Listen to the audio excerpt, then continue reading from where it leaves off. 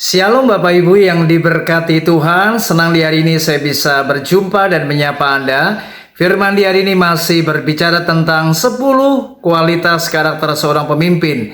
Dan hari ini kita masuk di sharing ke-9. Nah saudara, apa yang harus dimiliki oleh seorang pemimpin? Mari kita lihat Matius pasal yang ke-11 ayat yang ke-29.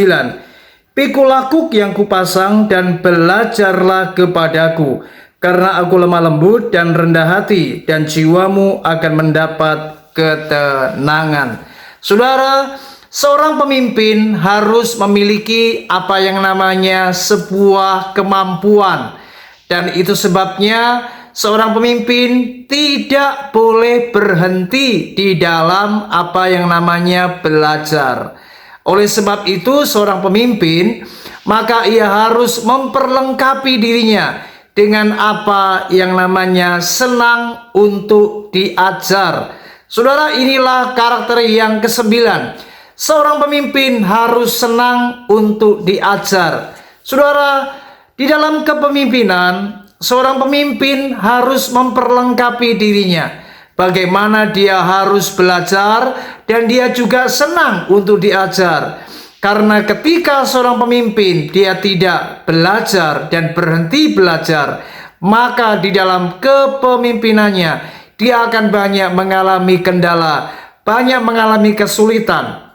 Saudara, kita tahu bahwa di dalam setiap situasi keadaan, di setiap zaman yang kita lalui, tentu berbeda situasinya, berbeda persoalannya, bahkan masalah demi masalah yang muncul di depan mata kita itu kompleks adanya. Oleh sebab itu pemimpin yang menjawab kebutuhan orang-orang yang dipimpinnya, maka ia tidak boleh berhenti belajar. Ingat, hidup ini adalah sebuah pembelajaran dan kita harus belajar.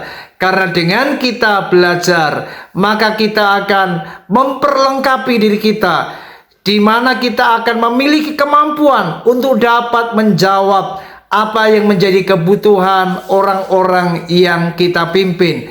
Seorang pemimpin bukan saja dia harus banyak belajar, tapi dia juga harus benar-benar menarik setiap apa yang menjadi kesulitan, tantangan, pengalaman-pengalaman yang ia hadapi menjadi sebuah pembelajaran. Dan ia harus senang untuk diajar, artinya mau belajar lebih lagi lewat setiap pengalaman-pengalaman yang ada.